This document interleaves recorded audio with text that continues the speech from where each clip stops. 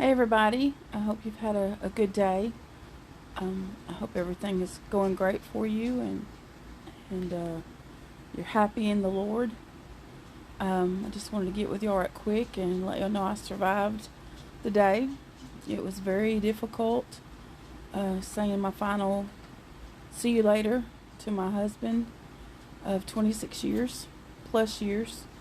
Um, It was a big crowd there. I couldn't believe how many people were there on a weekday. I know a lot of people have to work, but there were so many people there, so not a lot of people just took off work to come. There's people that traveled long distances to be there. Um, a lot of my family was there, my husband's family was there, church family was there.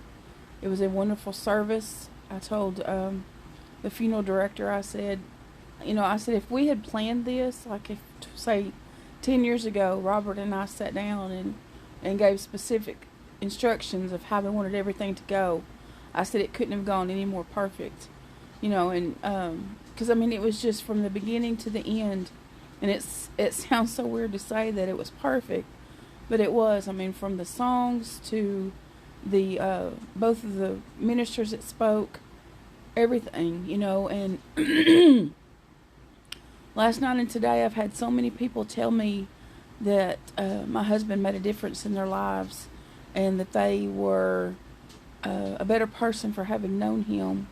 And that means so much to someone in my position who is grieving the loss of their spouse. But to hear that is such a comfort, to know that my husband made a difference in somebody's life whenever he was here.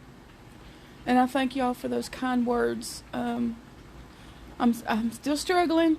I did pretty good coming home. I went to my mom and dad's for a while after we ate, after the family was fed and everything. I went up there for a little while, and then my brother dropped me off on his way back home to Mississippi. And I did okay for a while, and then I just got to looking through Facebook, and I saw some of his videos, and I had shared one or two of them, and there were so many kind comments on them, and it just got me to thinking about him and missing him. So I know this is just the beginning of a stage that I have to walk through, or I can't think of the right word, but I know that I've got a long way to go. He was in the hospital for exactly 4 weeks. And now he's been gone for less than a week. So, I know I'm going to hurt for a long time. I know that. And I'm going to miss him like I've never missed anybody before. But I'm thankful that I had a chance to know him. And I'm thankful for the fact that I did find out that he had made a difference in so many people's lives. And that makes me feel so wonderful.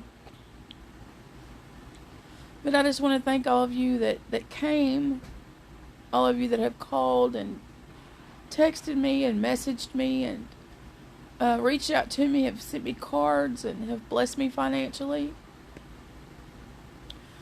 You don't know how much it meant to me to know there were so many people in my corner. And I just ask that y'all continue to cover us in your prayers and continue to pray for my mother-in-law, my sister-in-law, our nieces and nephews. This has really hit them hard. Our youngest niece is Emery. And, I told someone today, I said, how can we expect her to understand what we can't even understand? And then she just kept coming up to me last night and today, and she just kept saying, I'm so sorry that Uncle Robert is in heaven. I'm so sorry that he died. And I'd say, I know, I'm sorry too. But I'd say, we're going to go see him one day. And she'd say, yeah. And then today, or actually last night when I got to the visitation, one of the first things she said to me was, Christmas is just not going to be the same anymore. And I said, I know. I said, I've already thought about that. I thought about Thanksgiving and Christmas and birthdays and get-togethers and church, all these things that I've done with him for all these many years, and now he's not here. And it's going to take a lot to get used to. But I know that with God's help, I'll be able to make it. I know other women, other men that have lost their wives, and other women that have lost their husbands have gone through the same thing. And and yes, it was a struggle, but they made it. And I know I can make it too. I've just made it through two of the hardest days I've ever had in my life. The visitation and the funeral of my husband.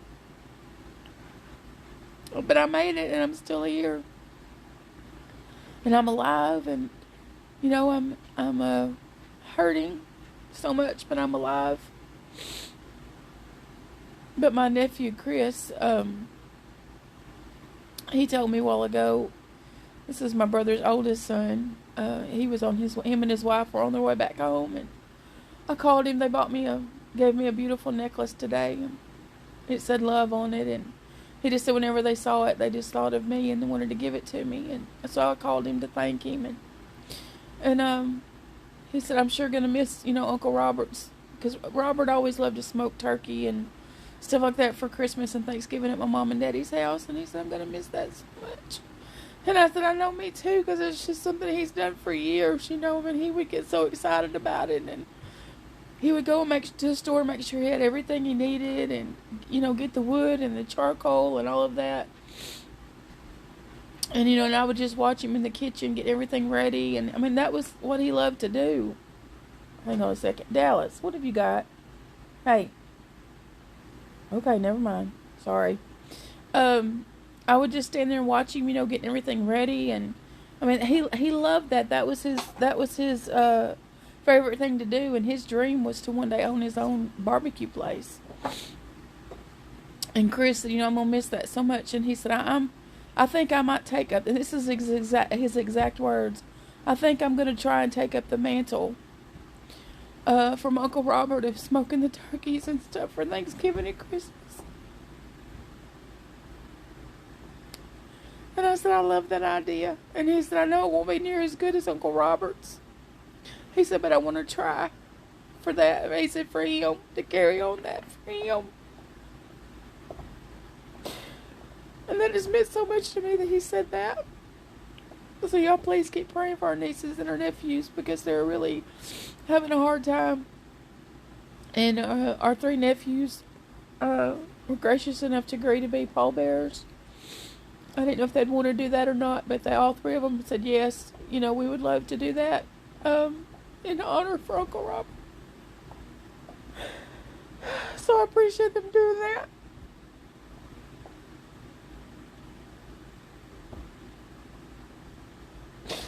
So anyway, I just wanted to get with y'all and let y'all know that I'm okay. I've come back home. And I'm here with Dallas. I know I'm going to have my up and my down times. I know that. But I also know that God is with me, and He's with me every step of the way, and that He's seen me this far, and He's not going to drop me now. So just please continue to remember us, and if y'all would also help me pray about, I would love to find a different place to live. We're still in, Dallas and I are now in Colt, still in Colt. We moved here back in 2014, me and Robert did. We were in a 2-bedroom trailer. I would love to be able to move closer to my mom and dad. They live in Vandale. He's really struggling with some health issues. And I would love to be able to move closer to them, me and Dallas. So it has to be somewhere that would allow dogs. And, I would love to be able to find my own place to own, because we've rented for so long. And there's just a lot of things you can't do to make a home your own when you're renting. But if I have to continue to rent for a while, then that's fine. But I know the Lord knows the right place for me and Dallas to be. That's just the right distance from my mom and dad. It's still a good distance to work. It's close enough that it's not a long drive. And then, of course, I also still go to church in Forest City. So if y'all would just help me pray about that, and those of you that live around this area, if y'all hear of anything open, if you could just let me know. Like I said, it doesn't have to be big. It's just me and Dallas right now. I would like a little room, especially for him, because he gets a little carried away sometimes. And he's not a small dog, y'all know. But anyway, I think that I'm trying to make sure it's everything I wanted to say tonight. Thank you once again for the food, the love, the cards, the concern, the words of encouragement. I could just go on and on and on about how y'all have blessed me and our family through this time. I thank my brother for stepping up and reading the obituary and sharing some about my husband today. Jay and Sherry are the ones that introduced me and Robert. I think I've already told y'all that, I'm sure. But many years ago they introduced us. So he told that story. And then Brother Anthony, our pastor, did a phenomenal job as well. And I had thought about getting with Brother Anthony and just kind of telling him a little bit of what I would hope, that he would say. But I didn't. I didn't really feel like I should, and I just kept, I just prayed for him, and I said, Lord, just help him to be able to deliver what Robert would want him to say. And so, sure enough, he did. It was perfect, because Robert, the main thing he would have been concerned about was, are you saved? Are you a Christian? And if you're not, and you want to be, then we can tell you how to get that way. And that's exactly what Brother Anthony did. And my brother also stressed the importance of the fact that we need to be ready. So it was perfect. I mean, like I said, I know that sounds so weird to say, but from the beginning to the end, it was all orchestrated. And I mean, you could feel the Spirit of the Lord there. There was a couple times I really thought we were going to have church there for a little bit. So that's exactly what Robert would have wanted. He wouldn't have wanted us crying and, being sad and upset and all that. He would want us to go for souls. Because that's what being a Christian's about. We're supposed to reach out to the lost and the hurting, and to let them know there's a better way and there's a better life. And that's what Robert was all about. He loved singing Chainbreaker. And I've shared videos of him singing Chainbreaker. And there's a line that says, there's a better life. And that's what being a Christian is. You find in a better life. Is it always perfect? No. Are you going to hurt sometimes? Oh, yes. Like I said the other night, I never knew I could hurt this bad and still be alive. So yes, you're going to hurt sometimes as a Christian. But it's all worth it in the end. It's all worth it. I never, ever, ever, ever have I regretted giving my heart to the Lord. I was 9 years old when I got saved. I was 16 years old when I was filled with the baptism of the Holy Ghost, with the evidence of speaking in other tongues as the Spirit gave utterance. I was 16 years old. And I have never, ever, ever regretted living for the Lord. And I mean, I've had bad times. I've had sad times. But I've had good times as well. And the good times far outweigh the bad. Being a Christian doesn't mean I'm perfect, because I'm not. Lord knows I'm not perfect. And I mess up way more than what you think I would. Because I do, because I'm human. But I know God's always there to forgive me and pick me back up and dust me off and set me on my way again. So I just wanted to get with y'all and just say I love y'all so much. Please continue to cover us with your prayer, and also our church family, because they're hurting too.